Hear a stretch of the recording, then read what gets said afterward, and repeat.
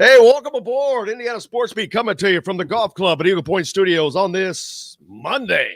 Brought to you by the fine folks at Andy Moore Honda of Bloomington, having a 0% sales event going on right now. You can get more to your door at AndyMooreHonda.com, man. French Lake Resort and Casino is open for business, waiting for you.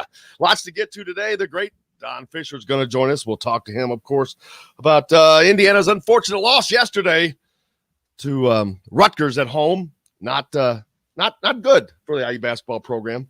Kevin Brockway will join us later.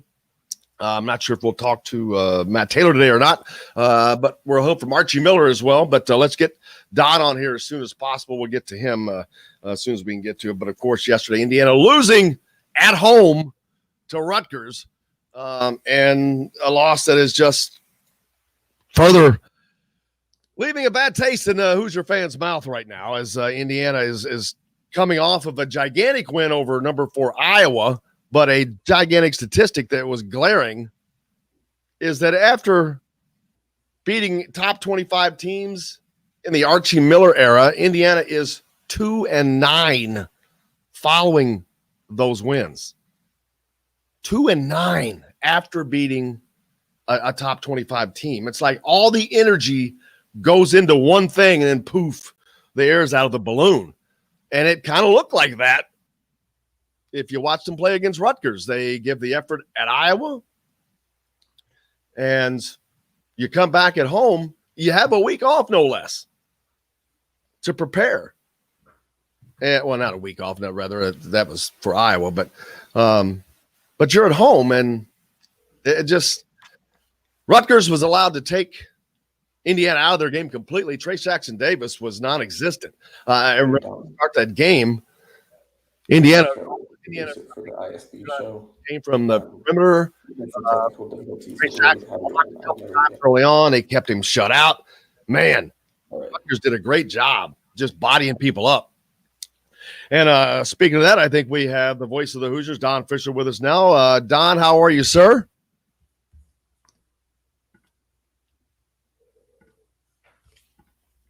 Great.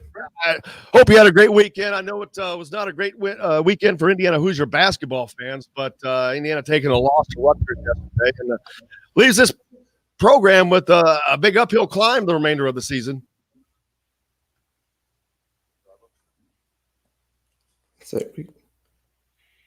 Hello.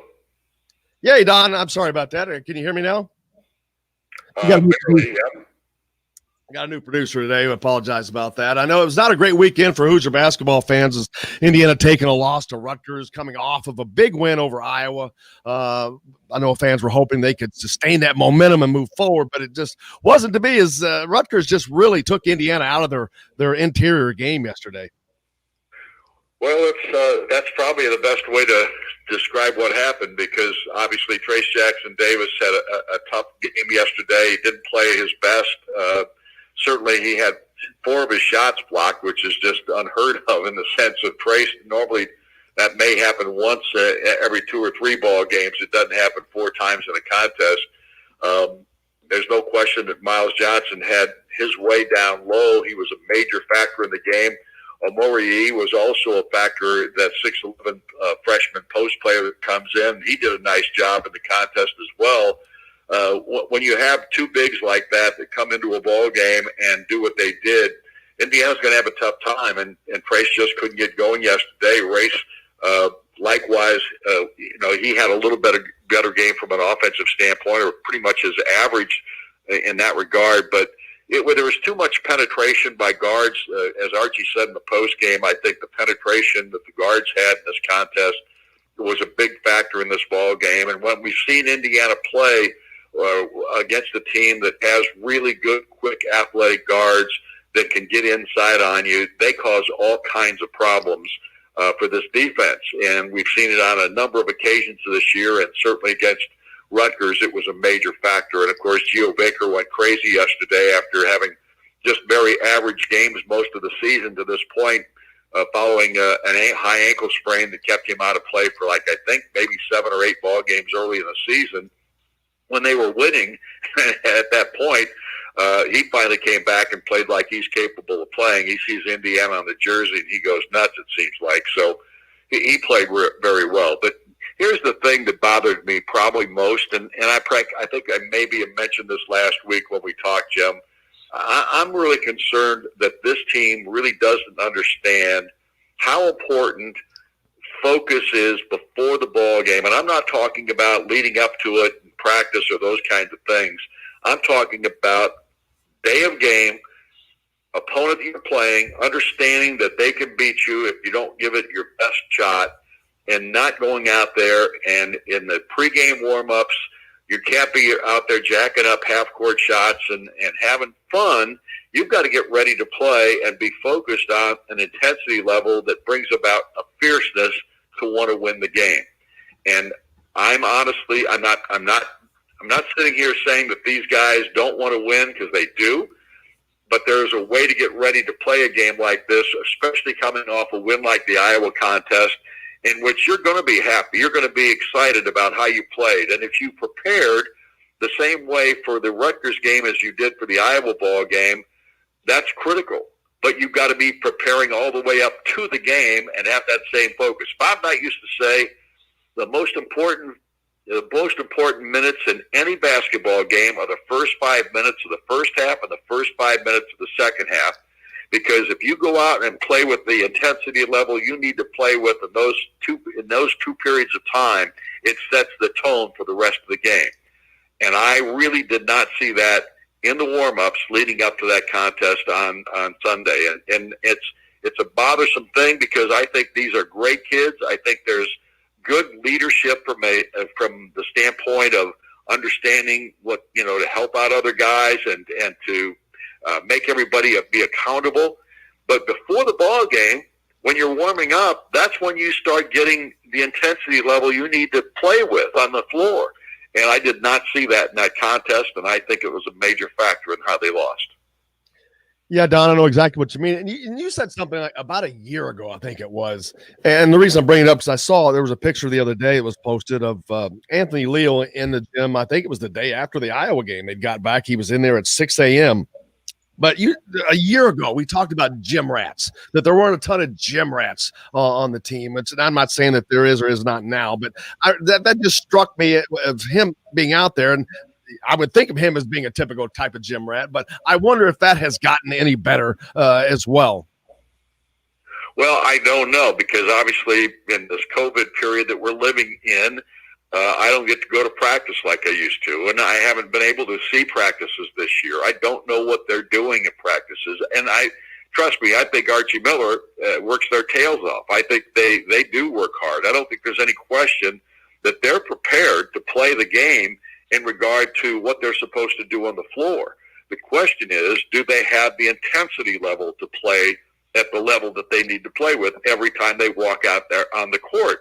And when I watched the warm-ups yesterday, I'm seeing some guys that are kind of jacking up shots and screwing around a little bit, slapping each other's hands when somebody makes something from 35 or 40 feet away from the basket. That's the kind of thing I'm talking about. These are great kids, and there's got to be an alpha dog mentality that you play with. And I did not see that at the beginning of the game yesterday, and it bothered me when I saw what I saw. And I'm not a coach. Honestly, I don't even pretend to be one. I did not stay at a Holiday Inn last night, so I'm not involved in that part of the game. But I know what I saw for years and how teams got ready to play under Coach Knight. And this is not a knock on Archie Miller either. I think Archie Miller does a tremendous job of getting these kids ready to play, but they have to do it themselves. They have to go out there, and after you've had a big win like the Iowa game, how do you get ready for the next one? Because I didn't see that. Of course, I wasn't at Iowa City. I did the game virtually, but when I watched warm-ups, a little bit of the warm-ups I could see on TV leading up to the contest against Iowa, I didn't see any screwing around. These guys were all business. And I think that mentality has got to transfer to every single game that they play, especially in this league, because there are no easy games, period. Yeah, Don, that goes right into something. I was talking to several other players earlier this year, former players, and it really struck me. There was always this transfer of learning. The older guys are always teaching the younger guys. I don't know that that's going on right now. They're really not getting, because this is such a young team. I don't know, there are some veterans, but it doesn't seem like they're really getting that transfer of hey, this is life in the Big Ten, this is life in Indiana, this is the intensity level you have to bring every day. I'm not sure that's happening for whatever reason. Well, I don't either. I can't say one way or the other because, like I said, I'm not around it enough. I can't. I don't see practices like I used to, and but what I do see, I do see a great bunch of kids. I think these are really good young men. And I think they want to win. I just don't know if they understand completely what they have to do to be ready to play in each ball game. And when I start seeing guys that are out there kind of taking horse-type shots and things like that in the warm-ups prior to the ball game, it tells me that they still don't understand the intensity and the fierceness that they have to play with every time they walk out on the floor. And again, that first 5 minutes of each half is really critical. And we saw yesterday right away that Rutgers was taking it right to Indiana. And it was the same in the second half. You could see the start of the second half, Archie Miller's got to call a timeout with less than 2 minutes or a little over 2 minutes gone in the half, just to get guys understanding, hey, these guys are here for real, and they're trying to beat your butt, and you've got to be ready. And I think once you get into the game, and if you have to have a timeout to reset, so to speak, I think you're in trouble. Yeah, they only had 3 first half turnovers, Don, and had 3 or 4 in the first couple of minutes of the second half. You talk about how important that is, and that was a start that they got off to, not a good one. I know you have the radio show tonight with Coach. What else is scheduled for you this week? Well, nothing, because at this point, 2 games. I mean, look, Michigan has had to shut things down for 2 weeks. The entire athletic program not allowing practice or anything for 2 weeks' time. That's going to knock them out of 4 basketball games as far as Michigan is concerned. And I think the Big Ten now is in real trouble in regard to postponements and making up these ball games. And I'm wondering if the Big Ten might have to make some kind of a change in their thinking process about how we're going to make up all these contests, because Indiana's got 2 now, with both Michigan canceling this past week, or Michigan State the past week, and then, of course, the week leading up to this coming weekend, the game's already been canceled for Indiana and Michigan. So I don't know what's going to happen here. I think at some point they're going to have to change their thinking process. I'm talking about the conference now, and start scheduling games just to get games in so that the numbers are correct, because they're going to miss 4 games at Michigan for sure. There are going to be other games that, Penn State's got a couple they've got to make up. Nebraska's got a whole bunch of games they've got to make up. There are other teams out there that still have postponements that they've got to make up as well. Almost everybody in this league's got at least 1 or 2 games that they're going to have to make up. So I think the league's going to have to start thinking about making a change, and we may end up playing somebody that we hadn't had on the schedule here in the next couple of weeks just to make up some of these games. Yeah, they can't continue to leave big gaps a week at a time out like that and not be able, because they will run out of time. Make sure that you tune in, Don, tonight. You got the coaches show tonight, Don, right? Inside IU Basketball, 7:05. Make sure you tune in. The great voice of the Hoosiers, Don Fischer. We appreciate you so much, Don. I hope you have a great week. Thanks for having me, guys. See ya. Thank you so much. There's the voice of the Hoosiers, Don Fischer, joining us and giving us his insights, and everything he said was true. But let's take a quick break. We got lots more coming up here on Indiana Sports Beat. We'll be back to it from the Golf Club at Eagle Point Studios, back right after this.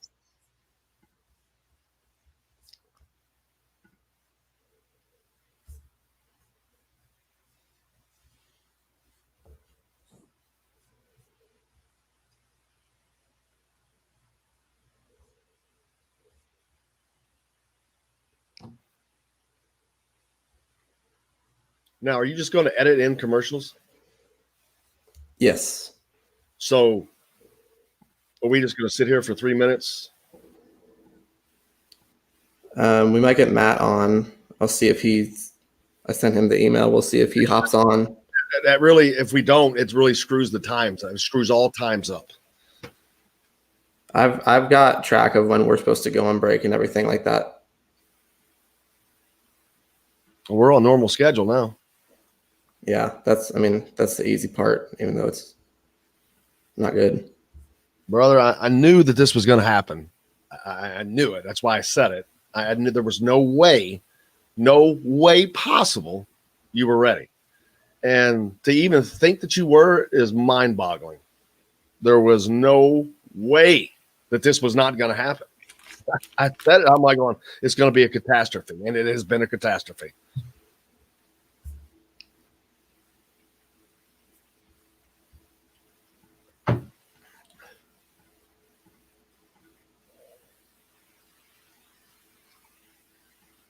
Man.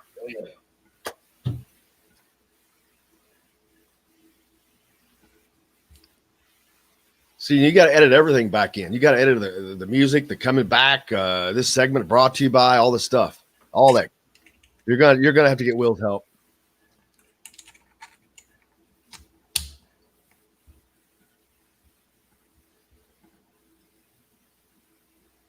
When are we back?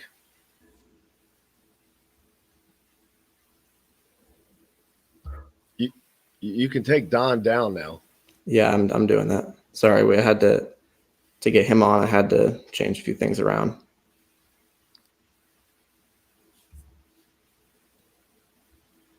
We got 1 minute.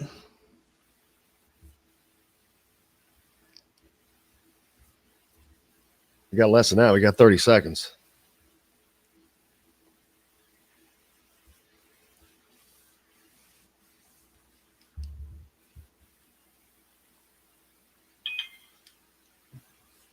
We're going to listen to Archie Miller next.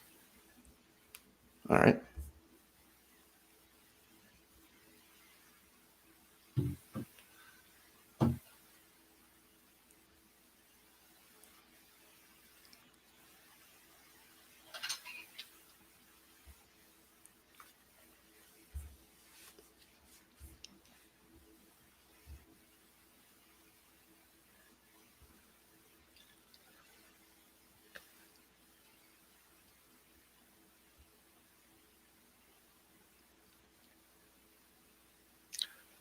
Welcome back, Indiana Sports Beat, coming to you from the Golf Club at Eagle Point Studios here on this Monday. Welcome in, coming to you. Brought to you by the fine folks at Andy Moore Honda of Bloomington, Bloomington's #1 Honda dealer. They've got a 0% sales event going on right now. You can get more to your door from AndyMooreHonda.com, or you can get 0% APR financing on a Honda. That's never happened before, ever. Wow, that's pretty incredible. French Lick Resort and Casino's open, waiting for business, waiting for you. Beautiful place down there. Casinos open, the hotels are open, West Baden. It's incredible. If you haven't been there, you're missing out. That's a great place to spend a little mini staycation even. Awesome. Welcome in, Indiana Sports Beat. We just finished up with the great Don Fischer. And Don, everybody's kind of being ginger, I guess, is walking gingerly right now. Archie Miller yesterday in his post-game comments, first of all, it's like, you want to laugh and say, really? But I hope that he's not – I hope that this is coach speak. I hope this is coach speak with purpose. But other than that, it's like, yeah, that's a bunch of BS. It makes you wonder. He's afraid of losing this team as far as their effort. He's afraid to jump their ass, basically. Publicly, because he's never done that. I've never said it's not what he does, but it's like he's coddling, trying to give them positive reinforcement, trying to see if that'll work. But because his comments yesterday, and we can go ahead and play that his opening comments, Trevor.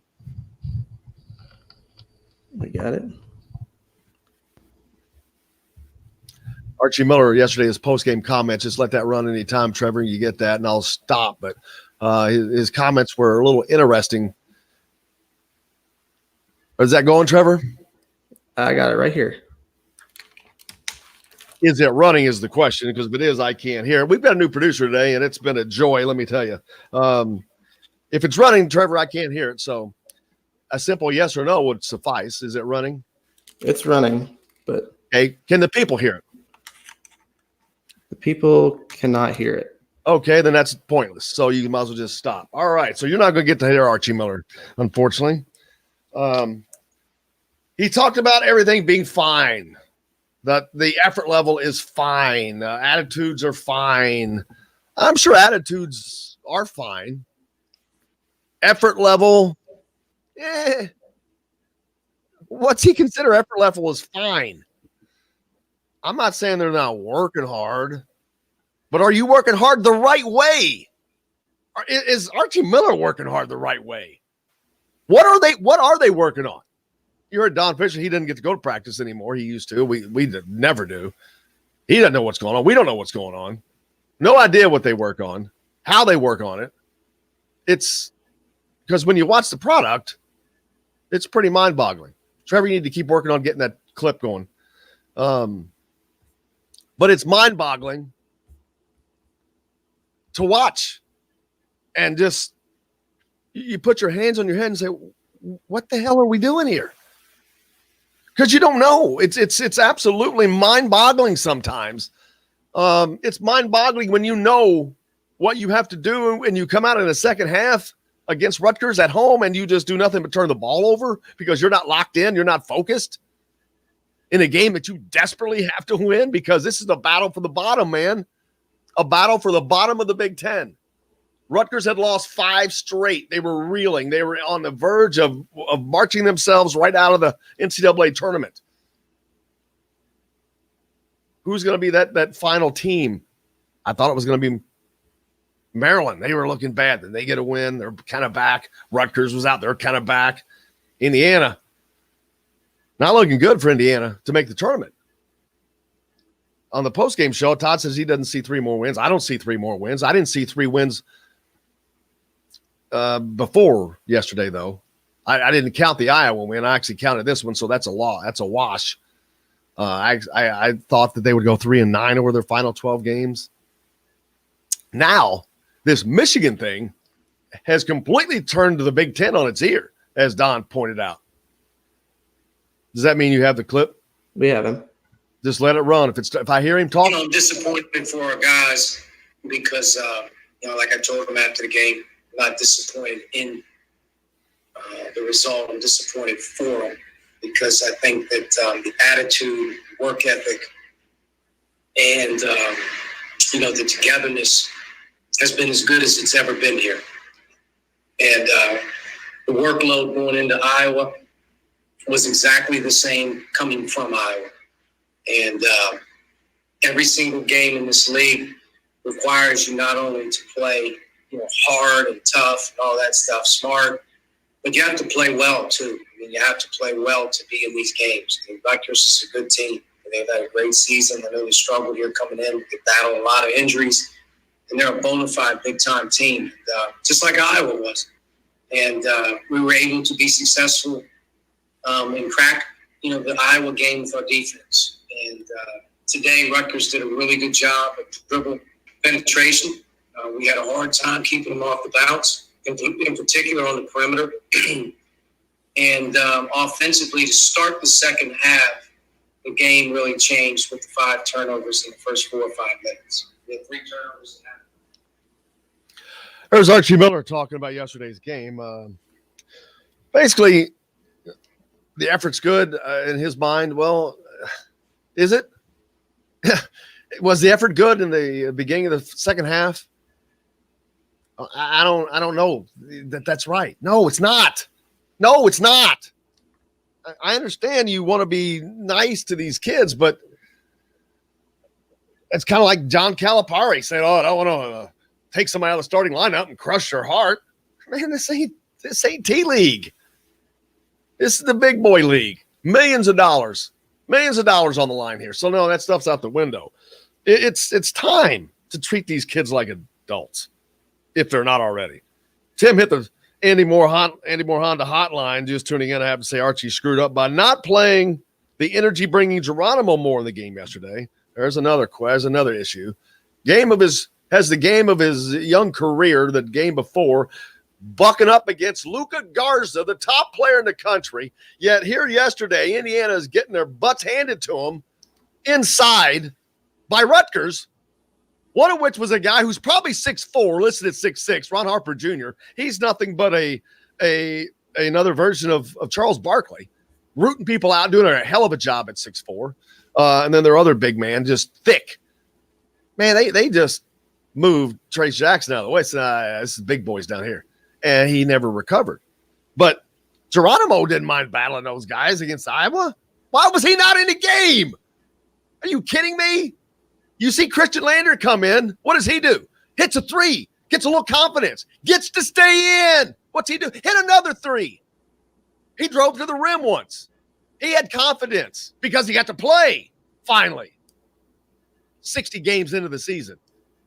Man, here's the thing I don't get. We're all asking questions because there's some glaring things here. And these are basic, fundamental questions. They're not getting answered, though. You know, why does Geronimo not play in the first half yesterday when they're getting killed in the middle? Absolutely killed. No idea. Because it would have helped. Why was the end of the game so mismanaged? Why do you not extend that game against the worst free throw shooting team in the country?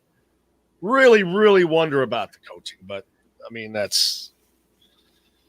leave that for the experts. I'm not an expert. Ryan hit us up on the Andy Moore Honda hotline as well.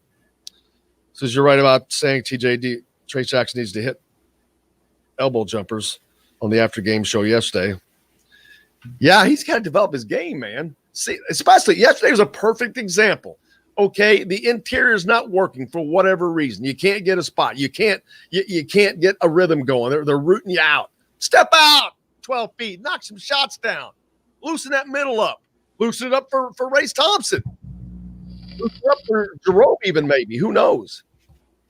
But you got to do it. You got to add it. You think he doesn't have to have that for the next level? If you thought he got rooted out yesterday, what the hell is going to happen in the NBA? And it's not about him being ready. He's gone. Everybody, he's not ready. That shows he's not ready. It ain't about being ready. It's about having potential. This is a yearly thing. People want to get on this ready thing. Ready by whose standards? Doesn't matter. You're not paying the bills. They are. Do you have potential? Do they think they can get you where they need to get you to? Do you think Romeo Langford was no? They drafted him on potential. Same with Trace Jackson Davis.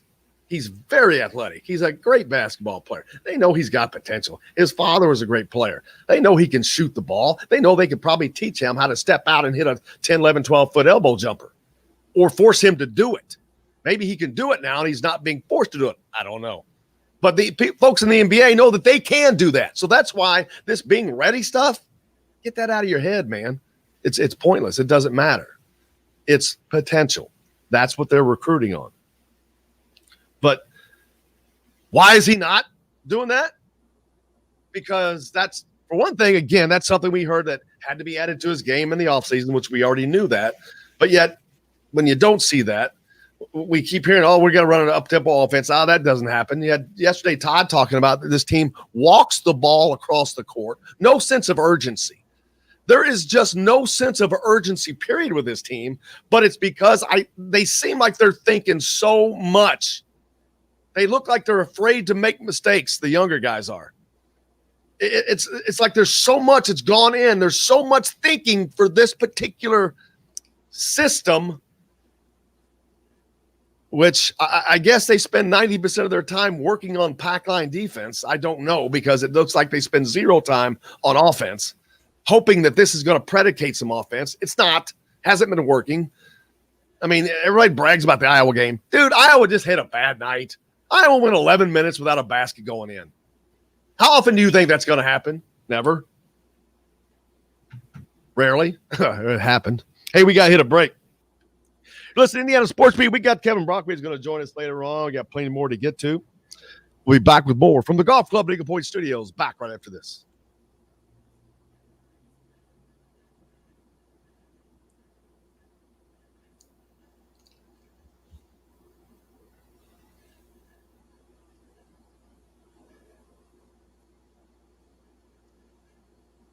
This is weird. I hate it.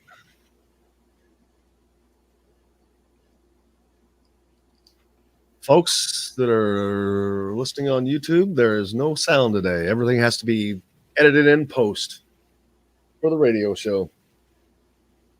If you're wondering why you can't hear anything, that's why.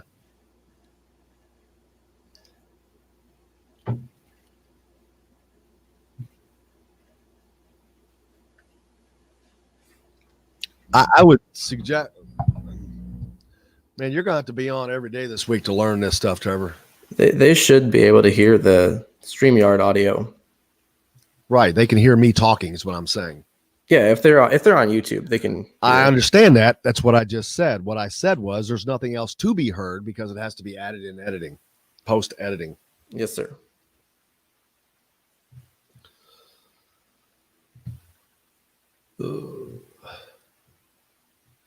All right. Do we have another Archie Miller clip? I can pull one up for you.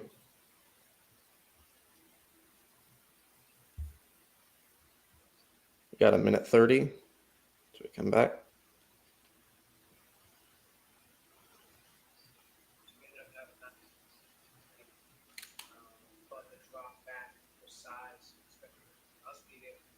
Where did you stop that last one? Where I stop it? We did 8:35 or 9:35. What? You stopped Archie. No, Archie. Where'd you stop the Archie Oh, clip? Archie. We did it 2 minutes. Basically, You we went just to- did You went, to almost, two, you went to the 2-minute mark? yeah, like minute 45. We did basically the majority of his opening statement.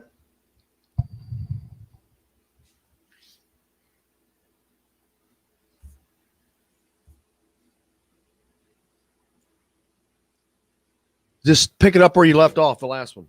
Okay.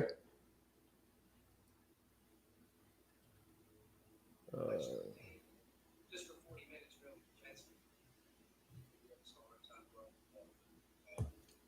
Do you know when we're back? Yeah, we got 20 seconds. I'll let you know.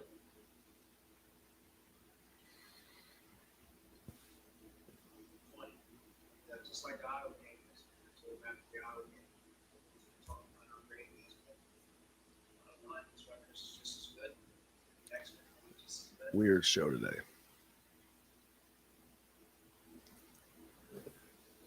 Welcome back, Indiana Sports Beat, coming to you here from the Golf Club at Eagle Point Studios on this Monday. Brought to you by the great folks at Andy Moore Honda of Bloomington. 0% sales event going on right now. Get more to your door with AndyMooreHonda.com.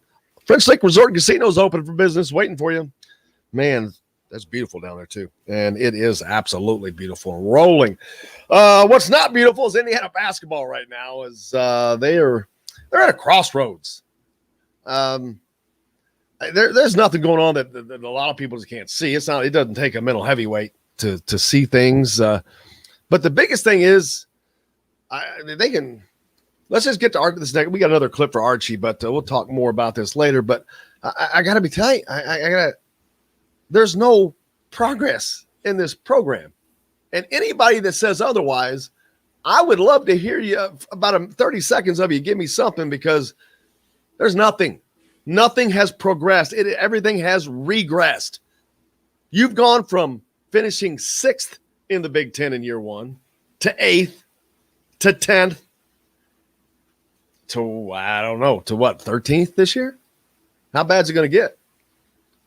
That's not progress, folks. That's an absolute falling off the cliff regression with a rock tied around you and a piano on your back. It's falling fast. Now, yesterday on the postgame show, Todd Leary, he went so far as to say he's got concerns about what could happen with the roster at the end of this season if things don't get better soon, or something has to change. There's no doubt. But man, it doesn't look good. But hey, you've got 10 games left you've got to navigate through now. And not only that, you've got to navigate them through this COVID season. And you heard Don Fischer earlier talk about he's got concerns about how the Big Ten is going to manage this. This 2-week thing for Michigan, it completely changes the dynamic of the Big Ten race. Michigan is the team to beat. They're not going to be able to practice. There's no way that doesn't hurt them. Being off is not always that bad because you get to practice. No practice, nothing, zip for 2 weeks. I guess on their own they can stay in shape and whatnot, but that hurts. 2 weeks lost of anything in the middle of the season, you think that does not really put a big old slash in your momentum? It's going to change the Big Ten race. It's going to change college basketball for that matter. Michigan was an up-and-coming team, a team that looked at to fight for a Big Ten and a national championship. Now we don't know how that's going to go. I mean, is it going to derail their efforts? We'll find out when they come back, but how's that going to affect the Big Ten race? How will that help Indiana? Will it benefit them? Will they be able to take this time like they seem to after the Iowa? They had the big break with the Michigan State game getting canceled, all that time to prepare for Iowa, and it looked like it benefited them, but that momentum was not in any way carried over to yesterday. And you really got to – I mean, man, you come off of a win like that with how your season has gone, and you can't carry that forward. You can't get your team to carry that forward. I mean, that should just be natural. You should have to be trying to hold them down. I don't know that there is a locked-in seriousness about winning. Locked in on winning. They seem locked in on doing this next step. I'm supposed to go here. It's really, that's a little confusing. Did we ever play that second clip, Trevor? No, we got it. All right, let's play that second clip. Be just as good. They all count the same. I just want our guys to believe in how much room we continue to have to grow. You can see it in our bench. You can see it in our young guys coming in. They're playing better. Jerome's playing better. Anthony, Christian, Jordan playing better. And so we're getting some more contributions. We just need to get a little bit more consistency. Alex. Getting more contributions. Yes, you are, because you let him play finally. Christian Lander played. He contributed it. Geronimo, not so much. Didn't play, didn't contribute first half. I mean, he does realize he controls that, right? He does realize that he controls who's in the game for how long. Been wondering that all year long, because every game we were hearing, we got to get Christian more minutes. Leave him in the damn game. Don't take him out. It's pretty simple. You're making that call. It's just really weird, because normally you can at least see there's an understanding, because you see a rhyme and a reason. None of that here in virtually any category. And that's what's scary, because how do you navigate the rest of this season against a formidable lineup that's not going to get easier, but might get tougher because of COVID? I mean, Indiana hasn't even had serious COVID issues. What happens if it happens to them? And this season is still a very, very tenuous one, period, for all involved. Now, how does that affect things? Is he going to get a pass? Aren't you going to get a COVID pass? People sure like to have those COVID passes out. Giving them out like candy so far this year. But we'll see. I don't think so. But there's a financial situation. What could be done? Is there anything that could be done at the end of this season? I don't know. Indiana, I saw a clip yesterday, or a post by someone yesterday that was pretty spot on. The Indiana is just not that school that does things preemptively. That's right, they're not.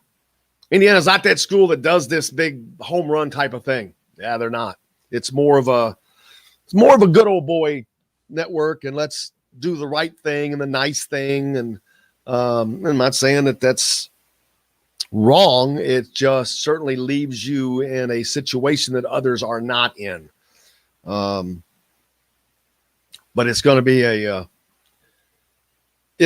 conundrum for Scott Dolson, the new athletic director, to work through, And the fact that you got a rookie AD and a president that's basically non-existent. You don't really have a president.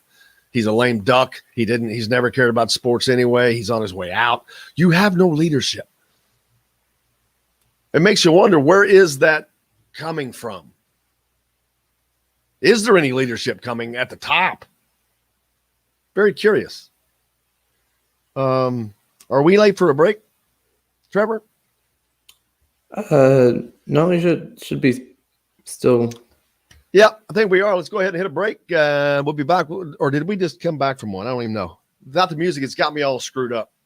All screwed up today without the music. We have to get my cues going. Kevin Brockway is going to join us at 10.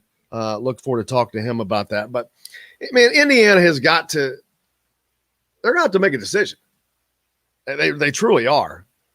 And it's a tough decision because people, the Hoosier Nation, they're tired of this. It's going on. There's no reason for it. There is simply no reason for Indiana basketball to be in this shape. I'm sorry. There's not. The resources are beyond comprehensible. What you have in this state talent-wise, the resources of the school, the history, the money, the biggest recruiting budget. You've got the biggest recruiting budget in college basketball. Wait till he gets his guys.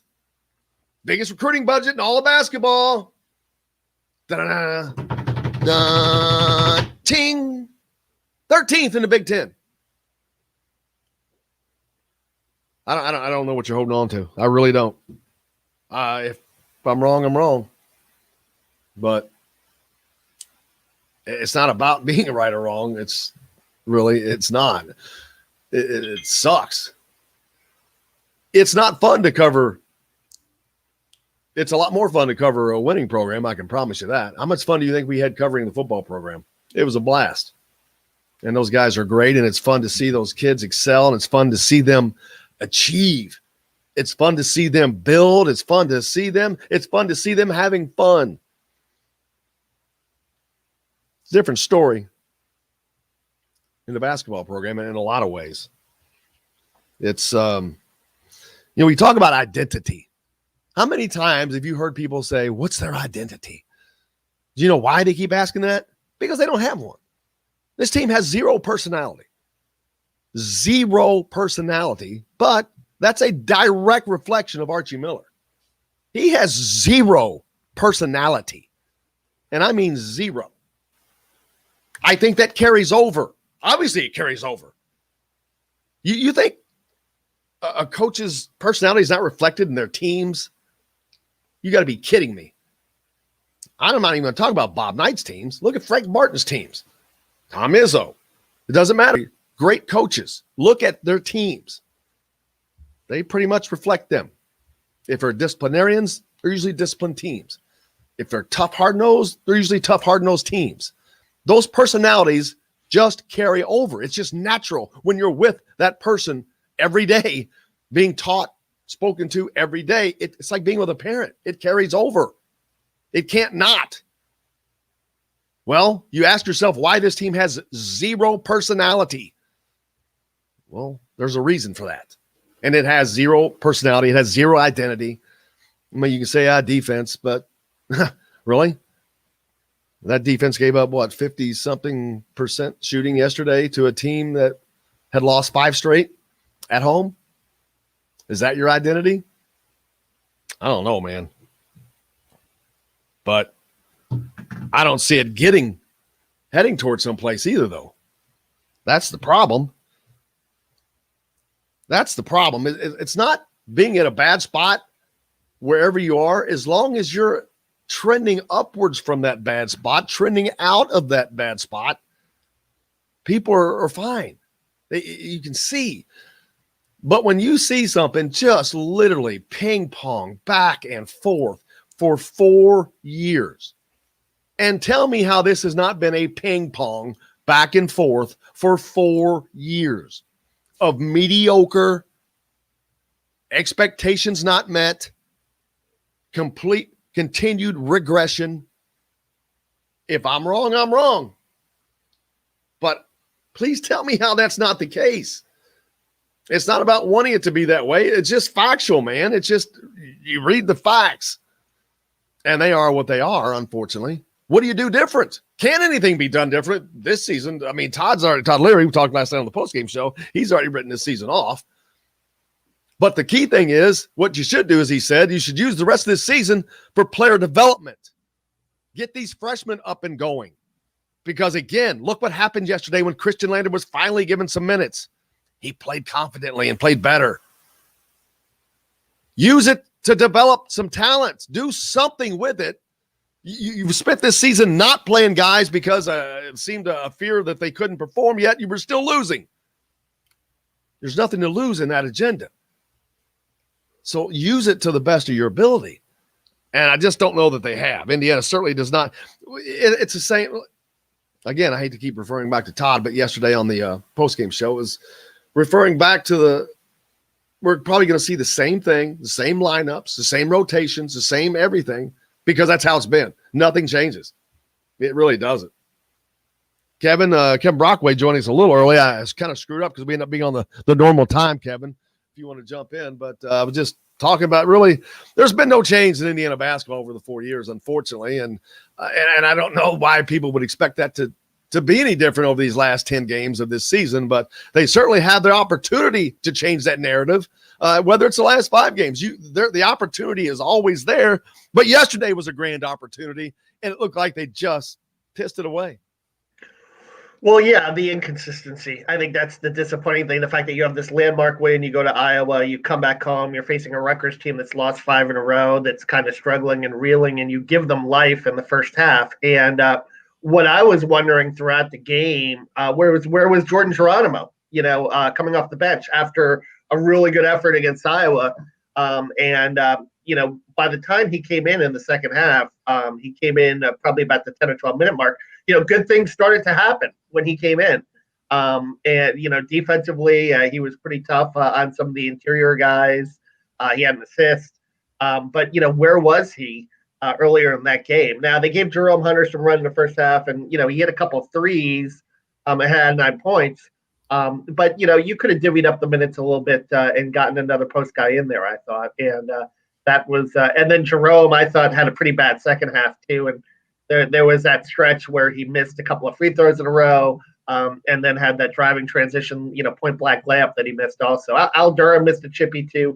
There were a lot of baskets that were kind of left on the table in that game that if you had them combined with – and the crazy thing, I wrote this in my game story, Jim, is you shoot 62% from 3, you shoot 70% from the foul line, and you still lose by 4. How does but you miss so many 2-point shots, but you waste a really good shooting day all the way around by not being able to finish in the interior and not playing at the level defensively that you played at Iowa. And a bigger, more important thing that we got to look at now, we got to look at recruiting. Has in-state recruiting quickly already within this 4-year time kind of already switched back to Purdue? I mean, you just lost Trey Kaufman, who is a gigantic loss because kids from Southern Indiana do not go to Purdue. But there's been others. There's plenty of others. Well, we watched Trey Davis play at Louisville. There's so many guys are playing in other places that has not been gotten. And those are the ones that missed now. Are you going to start getting less of that again? Yeah. And I think that this next recruiting cycle is going to be pretty important in terms of, trying to reestablish that. But, certainly, you've got the big kid Logan Duncan coming in from Cincinnati. You got the grad transfer Parker Stewart, obviously, who hasn't played yet, and he's going to step in next year and may give them some shooting as well. But I think the problems, with this year's team are multifaceted. And, the other thing I'm a little disappointed about is, we heard over the summer about Trace Jackson Davis expanding his game, expanding his range. And yet he's parked in the post the whole time. I thought there was one play in that game against Rutgers where he faced up Miles Johnson, beat him off the dribble, got him fouled, 3-point play. He should have been doing that a lot more, and trying to park in the post a lot less. But there's got to be that's a development piece too, and some of that's on the players, some of that's on the coaching staff. if you can, develop those face-up skills for some of your bigs, that would help in some moments as well. I got to say that, I mean, we've talked about this so long, but I mean, there's been zero player development on this under Archie Miller. Zero. We see Armand Franklin improving his shooting, but that was because his mom bought him a goal and he stayed home all summer shooting basketball. It's pretty sad indictment when the guy that gets better is the guy that stays away from the program. I mean, it's really, really bad. Think about it seriously. And you just pointed out Trace Jackson Davis, development. The one thing his game needs desperately is an elbow jumper. I'm not saying he can't shoot it, but he's certainly not trying. He's not doing it. It's not been successful for him. And if you don't think he's going to have that at the next level, yesterday should have showed you that. He got ran out of there by guys that were 6'4" and bigger. So it's just not going to work, man. Yeah, Miles Johnson is. I mean, he's a handful inside defensively. I mean, he's a really good interior post defensive guy. I thought that they could have, tried to utilize Race Thompson a little more. I know he scored 11, but I'm wondering, like, where is that guy from Providence that had that really, dominant game inside too? That's another guy that, he's been kind of up and down and hasn't been, maybe the kind of offensive player that I thought he was going to be. He's had some decent double-figure games, but he hasn't really had that breakout kind of game since the non-conference schedule where you could point to and say, hey, look, if they're really concentrating on Trace, we can go to Race, have him score some baskets, and then make the defense worry about Trace also. So it's a combination of factors. I know it was, tough to watch that game. They for whatever reason they struggle at home. You can talk about the long road trip, yada yada, coming back from Iowa, but it's all excuses in the end of the day. I mean, this is the Big Ten. You got to kind of, be tough and fight through that and come out with a little more. I think it's they give teams life at home. They don't get off to good starts. They kind of, they let teams dictate. I've seen this so many times exactly what your point. I have seen it so many times. Well, so do you, because we both sit down there. The media is sitting in one of the end zones of Assembly Hall, and it is on the away team's end. We're right beside their bench. So, of course, we're closer to them. But it has been time and time again, whether it's been Rutgers or Northwestern, they bring their energy, and they bring more energy than Indiana does. And I've said it before, and some people took offense to it, but I'm sorry. This is what I'm seeing. They end up bringing more energy. I don't know if it's because they have to, because they're on the road, but it ends up, they sure seem like they have more energy than the home team more than once. I've seen that at Indiana. Yeah, and I think some of that too is, I mean, obviously we're closer to their bench than we are to Indiana's bench, but I think some of that too is if you let a team play well early, they're going to feed off that and they're going to have life. And what you have to do if you're Indiana from the opening tip is you have to come in with a mindset of, hey, look, we're going to really, take it to these guys, go on a nice early run so we can kind of take the life out of them. And we haven't seen that. We haven't seen that at home at all. We've seen, Rutgers got off to a 22-16 lead. They made 9 of their first 14 shots. Where was the defensive carryover from that Iowa game where you completely shut down the best, offensive team in the Big Ten in the second half? It wasn't there. I think Rutgers too. I think a little bit is matchup too. Like Iowa parks in that really soft zone, whereas Rutgers, athletic, long guys, pressure on the ball. I think Indiana's guards, when they're pressured a bit, I think just don't quite play at the same level as they do when they're comfortable. And teams that zone up, like Nebraska zoned up also, and they were nice and comfortable. But if you kind of get in Rob Finney's grill, if you get in Armand Franklin's grill a little bit, if you get in Al Durham's grill, you can affect them a lot more, I think, mentally than if you play kind of those softer zone defenses. And some teams play zone defenses to take Trace away also. But Rutgers was playing mostly man. They were getting in their face and doing a really good. Steve Pikiell's a pretty good defensive coach, and Rutgers has had their struggles. But sometimes a really desperate team, you lose 5 in a row.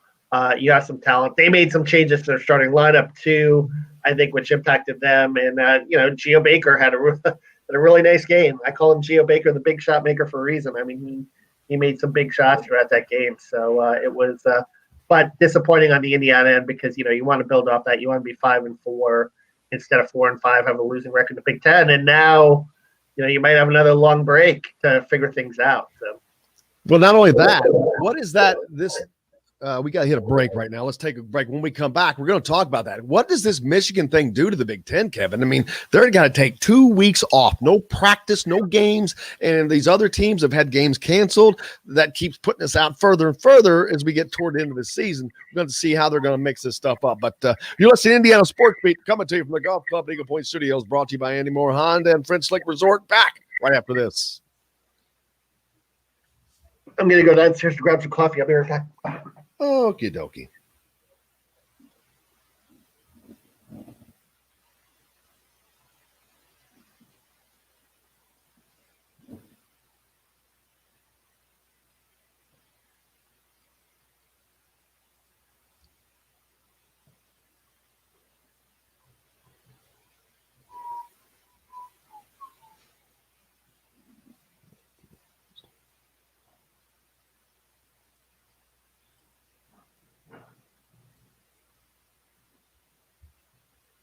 Oh, there were no games this week. Really?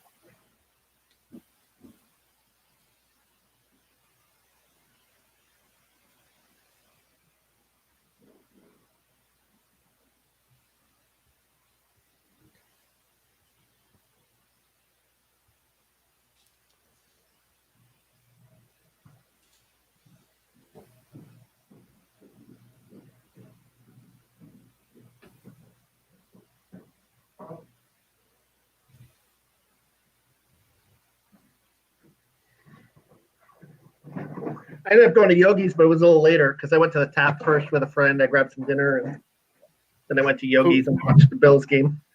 Food's better there at the Tap. Yeah. Your card works there, by the way. Yeah. No, I used it there. Oh, okay. So I used it at the Tap, and then I used, I had $8 left, and I used the last $8 at Yogi's, and we had some drinks. Well, you'll get another one. Sir, you're a good man. Yeah, I like the Tap. I like their French fries at the Tap. Yeah, we had the hummus and pita bread. Who was with you? As for me to know and you to guess. Oh. I'm thinking it was a male. Maybe. Oh. No, it's just a female friend, that's all. In Bloomington? Yeah. Nothing Well, happened. Certainly. Why? What? I figured that. No, we're live on YouTube, by the way. I know. Just a reminder for you there.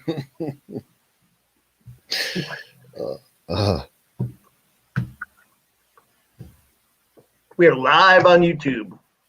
Hey, we ought to be coming back here soon, right? Yeah, we got 20 seconds.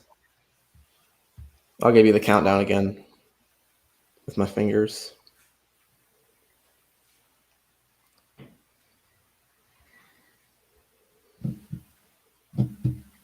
Trevor's got the IU hat rocking. You know it. Okay, got 5.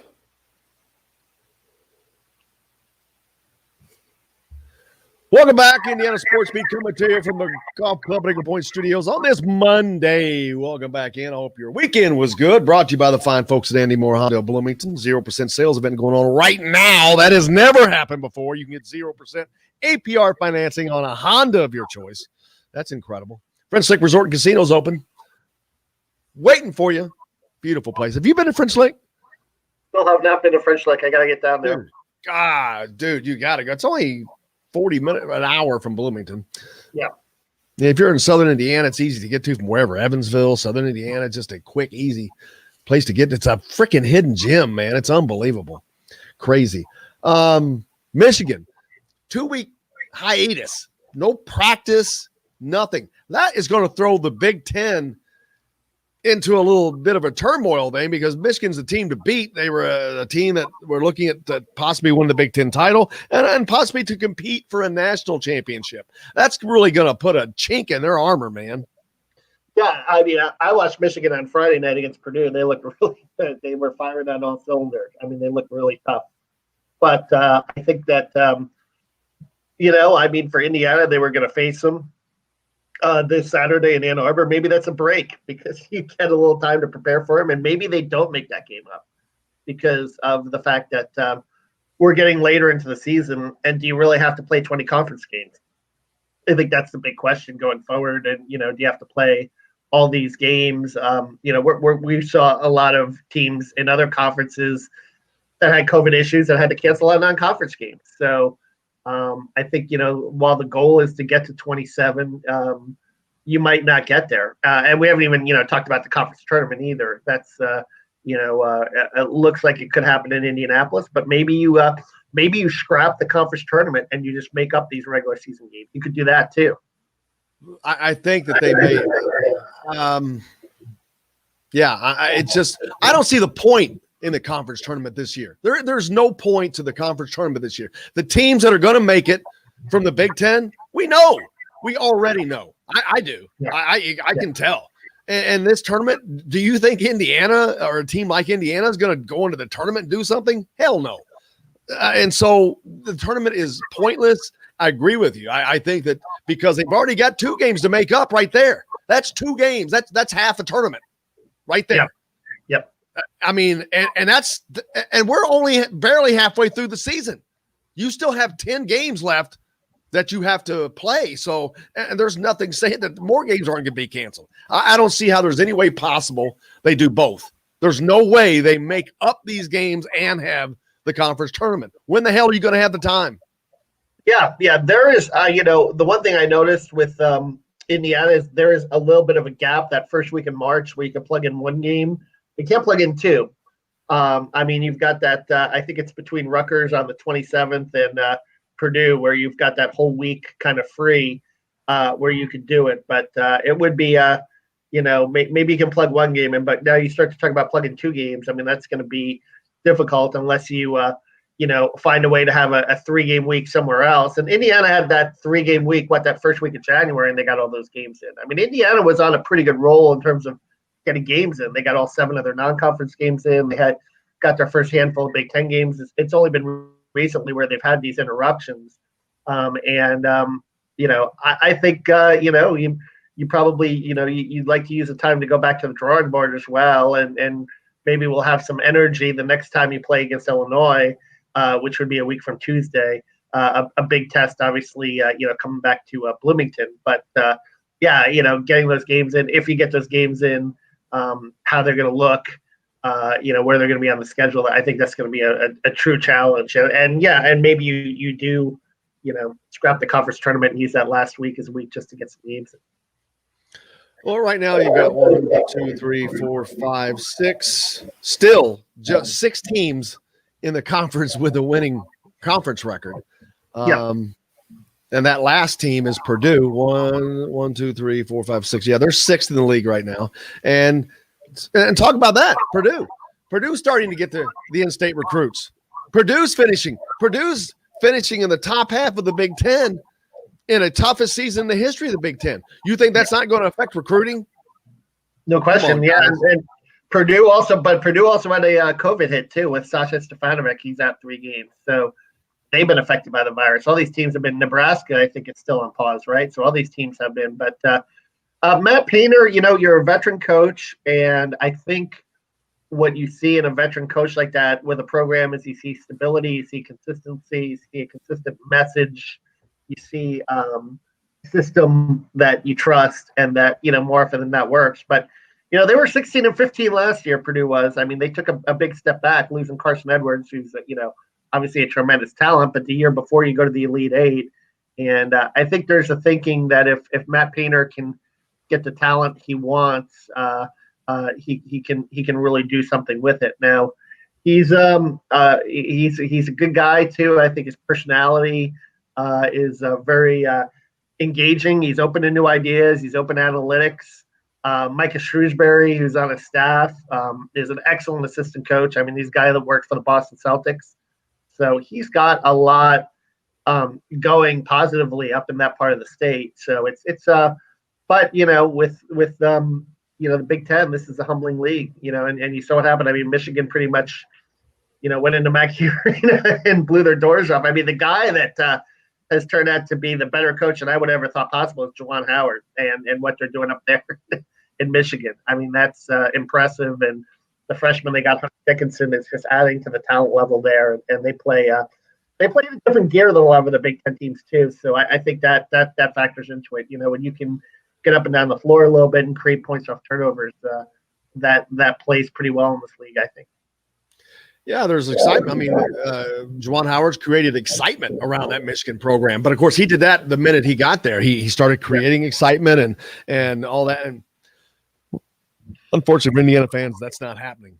But, we could talk about that all day because I don't know that it's going to get to a situation.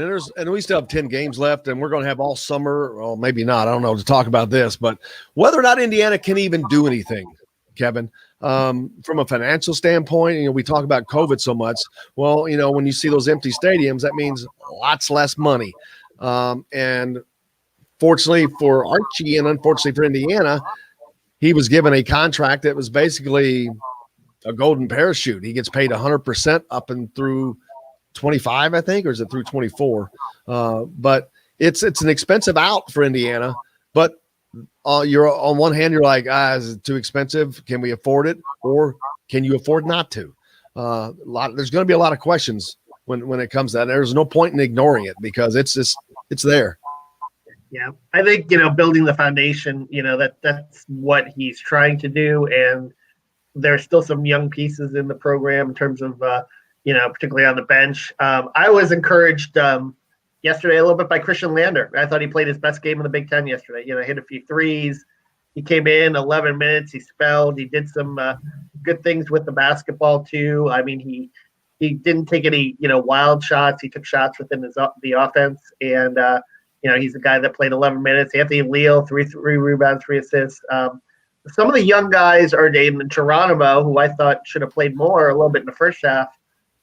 Even when he came in, did some good things. So there's some pieces there that you build around, but I don't know, if does Trey stick around another season? I think that's, a huge question. Why would he? Or does he just decide to go? Well, maybe to develop some of the things that we're talking about, the yellow jumper. He's not developing it here, though. Yeah. What makes you think that the NBA is not going to develop him a hell of a lot better than he's getting developed here? That's my point. They're like, well, they draft on potential, and they're more concerned with getting him in their fold because they would rather train him than the training that's currently going on, I would assume.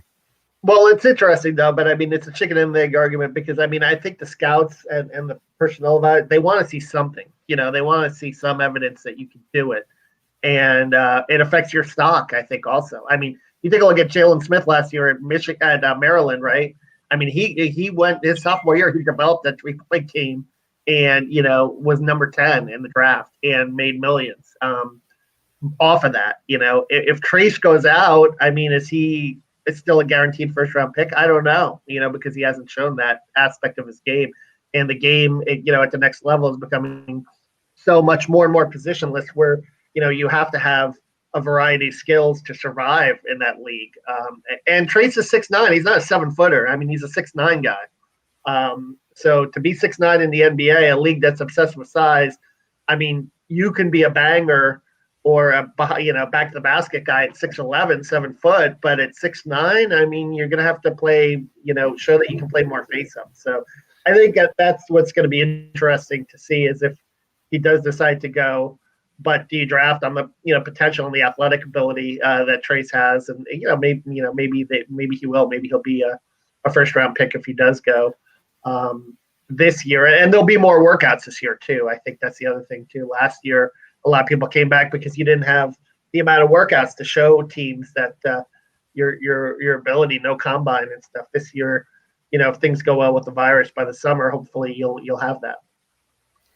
Absolutely. And men's college basketball, I hit the wrong one, my bad. Let me get back over here. Kansas lost 3 straight now. That's a little unusual for them. Bobby Hurley got reprimanded by the Pac-12 for ripping the officials. I love that. You never see that anymore, and I love when that happens. Although Penn State's coach got fined not too long ago for saying like next to nothing. It's a joke. What was that? Yeah, they hammered him for nothing. What a joke. The officials are protected like no one else. And I know that there has to be a lot of protection set in there, but at the same time, when you have egregious calls that alter games, I think there should be somebody's got to take responsibility for that. So seems like they do it more in football than in basketball. It's interesting, but to your point about Kansas, it was a hard week doing the poll vote. This week, I'll tell you, because there were so many losses, and the poll's going to come out at noon. But I think I snuck in. Alabama is a team in the SEC that's really on the rise. That's somebody I want to talk about. Let's talk about that when we come back. Nate Oates, man, he's making a name for himself there at Alabama, but plenty more coming back. We're talking to Kevin Brockway here on Indiana Sports Beat, coming to you from the golf course at Golf Club at Eagle Point Studios. Back with more right after this. Nate Oates, baby. He's at the top of my list. Yeah. Chris Beard was at the top of your list. No, he's up there, but he's not the top. But Nate Oates killed it at Buffalo. He turned Buffalo into a juggernaut. Then you go someplace else, and you not only do you do it there, but you do it quickly in a place that has no history. Man. Yeah, that's a hard place to win. I mean, Anthony Grant had problems winning there, and then he went to Dayton, and he had obviously a really good year last year. So, well, it's because he's recruiting there. Anthony Grant's recruiting at Dayton has been phenomenal. He had 2 top 50s he got this year. He had Obi Toppin that he had before that. Well, he had a guy at Alabama, a 5-star named I think his name was Devontae Pollard, and he was really good. And he had this crazy kidnapping charge with his mom. His mom kidnapped his kid. It was a custody thing, and they kicked him out of school, and that just totally set back his program. And then the kid ended up transferring to Houston, and he had a really good year under Kelvin Sampson, like 2 years later, because he got the legal stuff straightened out. But that really, and he also had a guy, Trevor Lacey, who was a really good guard who transferred to NC State. Gottfried scooped him up, and that set Anthony's program back, and they never really recovered. Hey, how about Danny White at Tennessee? Yep, Danny White going to Tennessee. Mike White's brother. I know Danny. He's a good guy. Oh, that's not. I was thinking that was Danny White from the Dallas Cowboys. No, Danny White is Kevin White, who was the AD at Duke. That's his son. They have another guy who's at FAU, Brian White, who's at Florida Atlantic, who's hired Dusty. That's why he hired Dusty. That's so funny. Tennessee is so screwed up, and the first thing they do is get rid of Philip Fulmer. Yeah. That's what happens when you get people who think they know everything, and that's the problem with these Indiana basketball hires. You got people that have a little bit too much power and think they know too much, and it's not the case, man. I hope they don't get on this thing about having to have an IU guy. That's another thing that drives me nuts. Steve Alford. That's Dockich is on the Steve Alford train. Oh, Jesus, don't. That's the biggest. Shocks me by him that he's much too smart to make that. That is without question. Yeah. Well, who do you back in about 20 seconds. You think Nate Oates would be good, right? Well, yeah. Yeah, he's good. He's a damn good coach. He's really good. All right, we're back on in 5, 4, 3, 2. Welcome back, Indiana Sports Beat, coming to you from the Golf Club at Eagle Point Studios here on this Monday.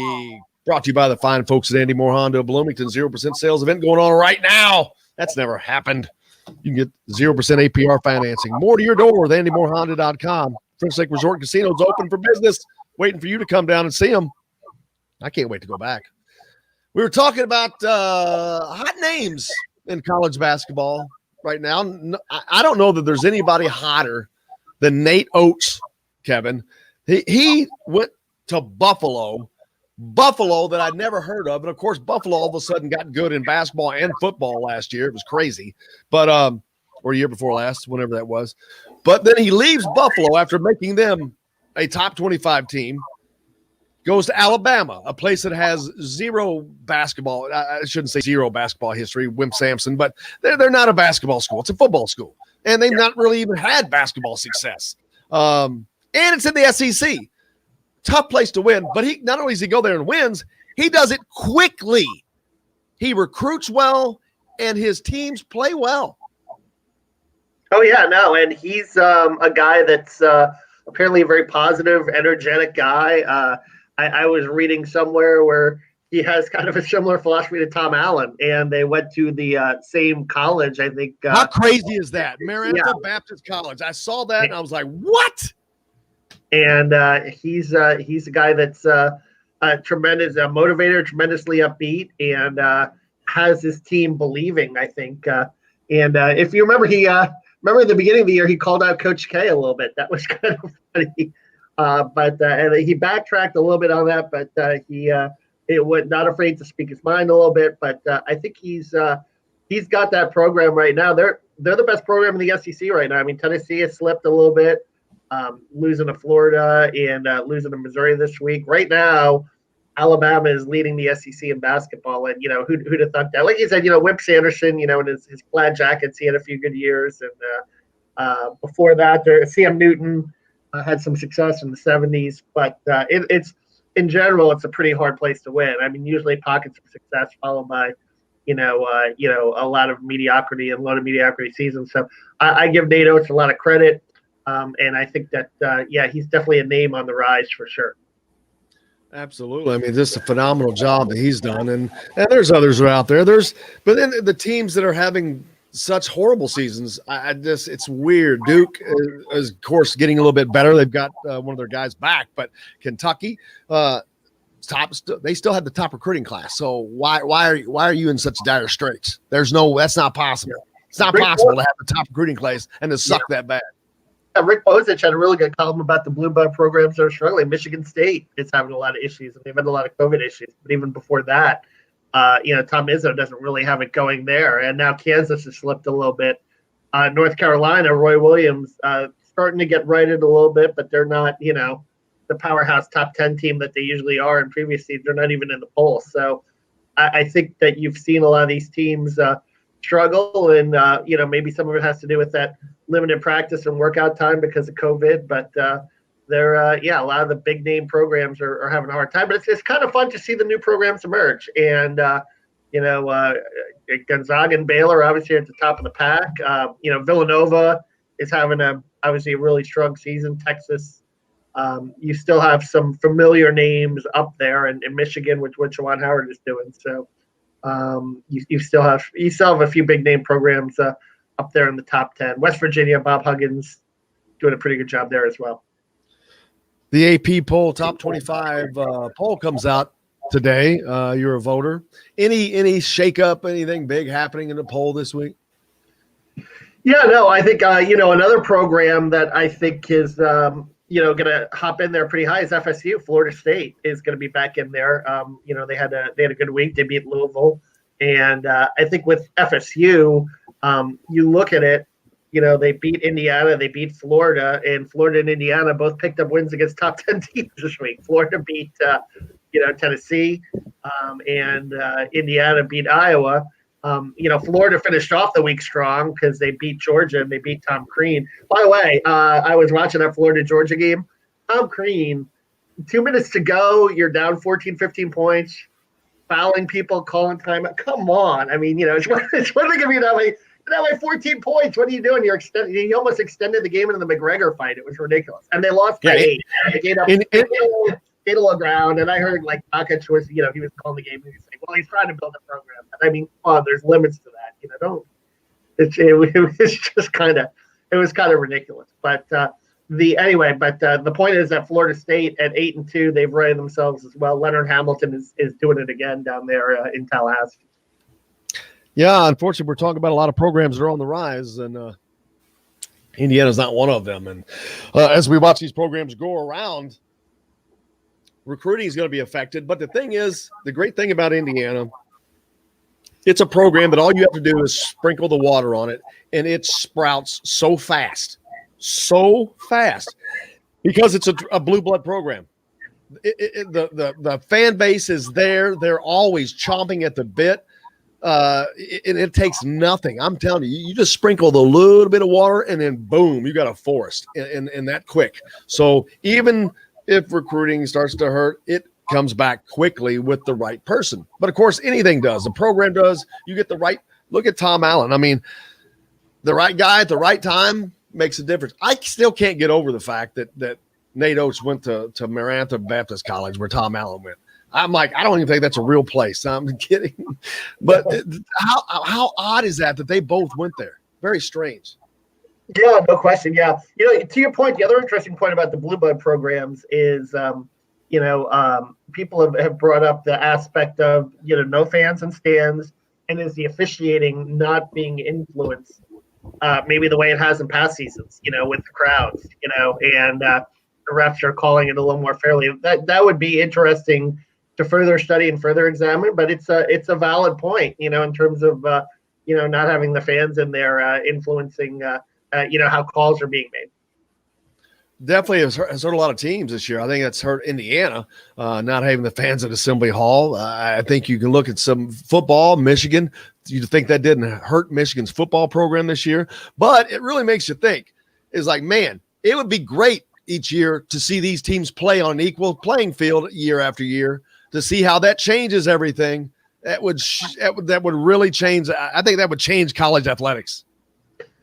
Well, we'll see how much longer the pandemic lasts. We got to keep our fingers crossed. I think we all would like to get back to normal and crowds and stuff, but you never know. This could stretch into next fall. There's new strains of this virus going around, and people are.